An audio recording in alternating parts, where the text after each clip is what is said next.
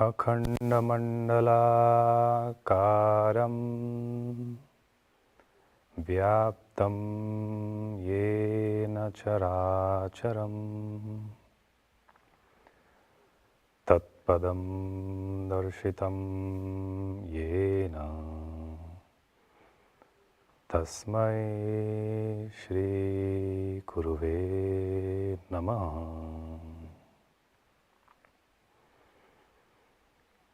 Hiranyagarbhad arabdham Shesha Vyasadi Madhyamam Swami Shri Ramapadantam Vande Guru Paramparam.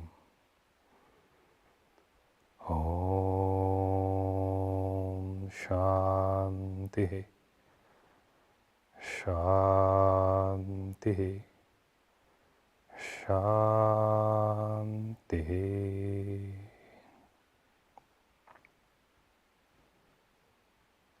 Hari Om, Namaste. Welcome all to our session on the new Sangha mantra on behalf of Swami Ritavan and also Swami Ram Sadhagram Ashram. Today I would be sharing my limited understanding on who Ganapati is and few insights on how we can apply this mantra in our day-to-day life. Before we begin, I would invite all of you to sit for a few seconds and to listen to the silence within.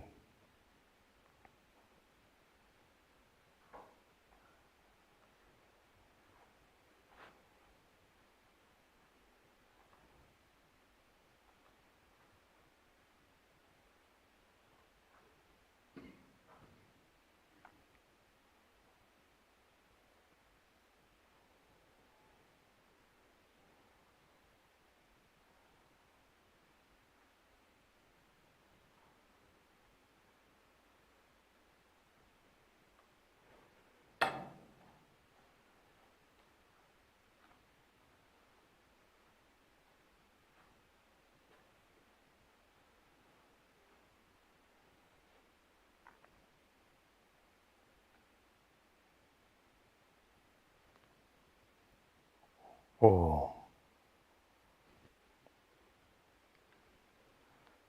So after the yesterday's session, apparently there were some enthusiasms in terms of understanding who Ganesha is and of course and the mantra, about the mantra. So we'll try to understand who Ganesha is, and the reference that we will take for that is our Vedas, our scriptures. The beautiful thing about all this iconography of Ganesha, who he is, how we can understand him and her, there are both forms. We don't need to fantasize and imagine for an interpretation. All of that is already in our scriptures. Swami Ritavan has also asked us to arrange some sessions, because the whole year we will be practicing this Ganesha mantra. So we would probably have some sessions on Ganesha where we would have an opportunity to discuss, share more on who Ganesha is, what is the force, and we would have time to go in depth. With this limited time, as much as I can share within, of course, my limited understanding, we will get into a little bit of the sound, the name, and also some of the significance. And hopefully, very soon we will come to all of you with some program on, some workshop on Ganesha. So there we will go much more into depth in each and every aspect. So the mantra, first one, Om Gam Ganapataye Namaha, is from the Atharva Shirsha, from the Vedas, from the Atharva Ved. Day after we have Shivaratri here, so I would encourage all the SRSG residents and our guests. The priests will chant this, the entire Shirsha, entire Atharva, Ganesha Atharva Shirsha. So if you pay your attention, you would be able to listen into that. Also, that program will be live, so all our global family members can tune in. The Rishi for the mantra. The mantras, they were revealed to the sages. And they are called mantra drashta. If you have heard Swami Veda's lectures, you would know about this already. Mantra drashta means a sage who sees, to whom the mantra is revealed. So this particular mantra was revealed to sage Ganaka, Ganaka Rishi. And through the tradition, through the lineage, Himalayan tradition, Hiranya Garbhad Arabdham Sesha Vyasadi Madhyamam, then through Swami Ram, Swami Ved, and then at present through Swami Ritavan, this entire lineage, this mantra is passed on. So whenever we sit and we want to do our japa practice, meditation practice, it is always auspicious to remember this entire lineage, including Rishi Ganaka, Ganaka Rishi. When we remember the sage with full gratitude, humility, the mantra that was revealed to him, he shared this with the entire, with everyone for their benefits.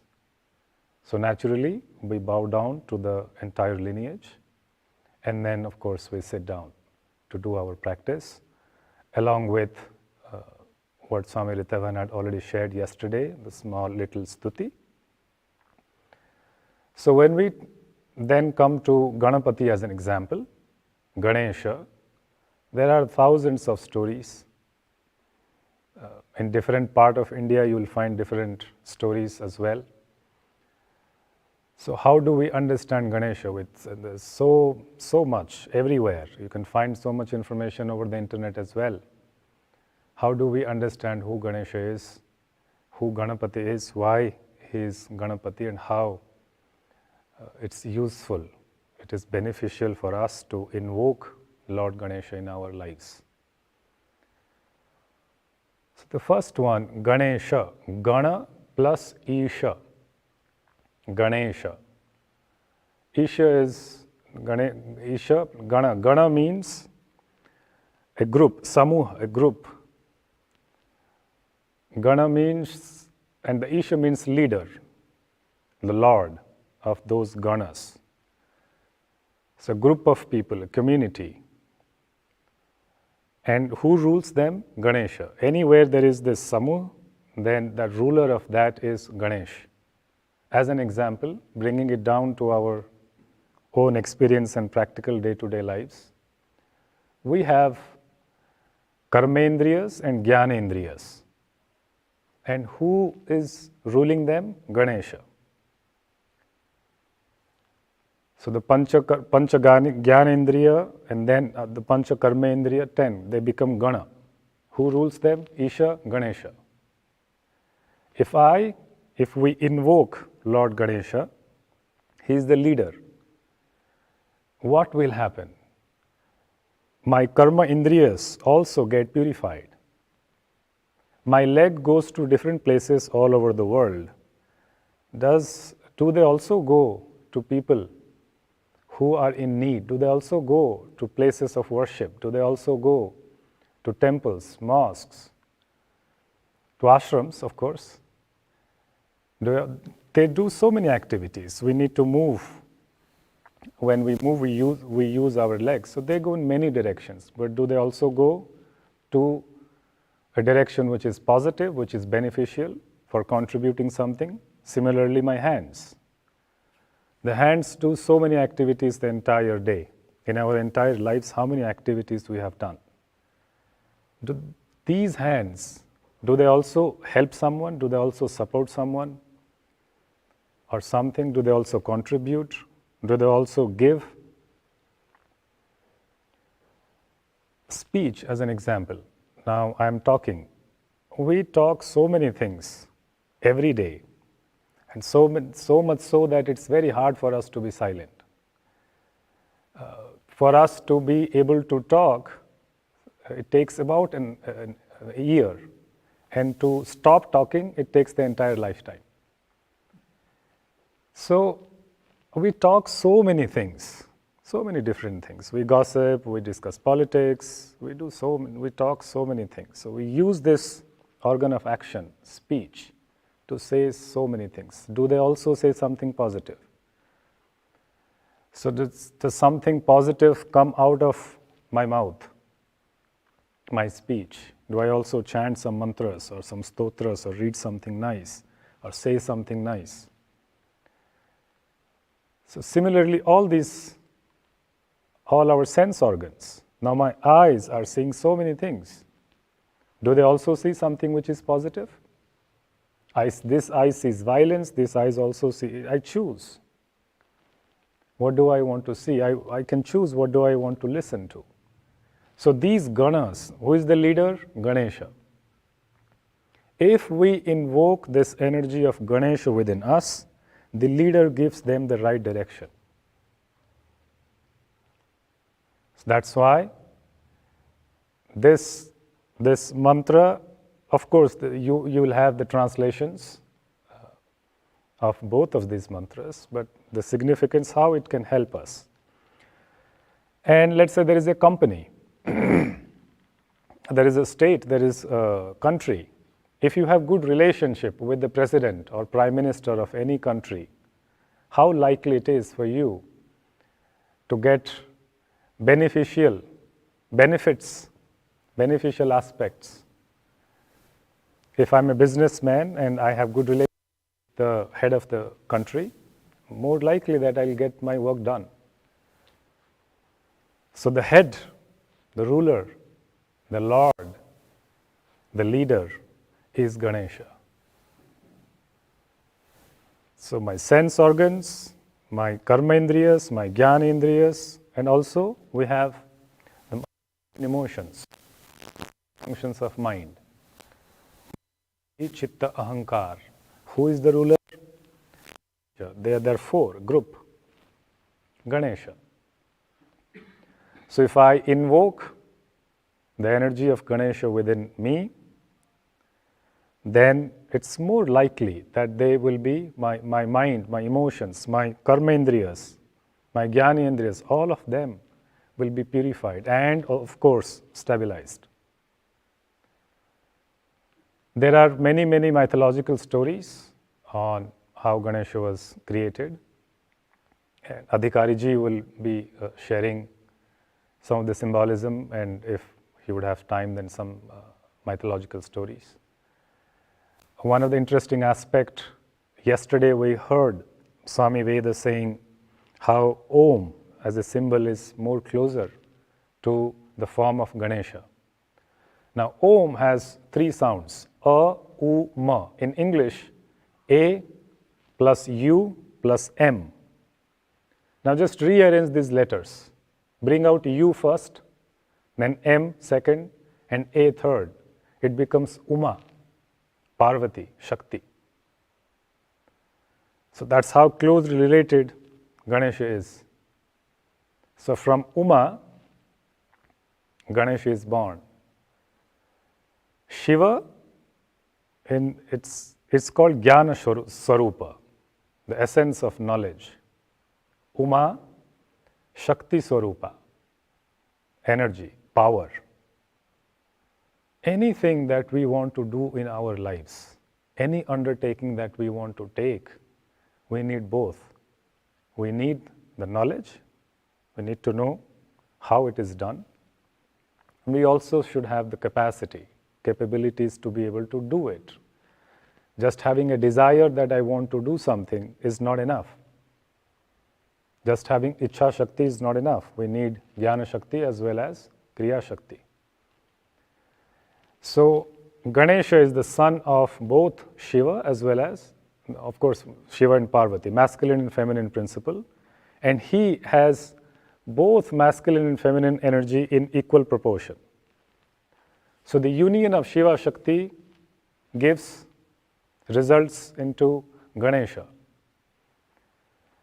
And that is why, because he is the ruler, he is born out of that union.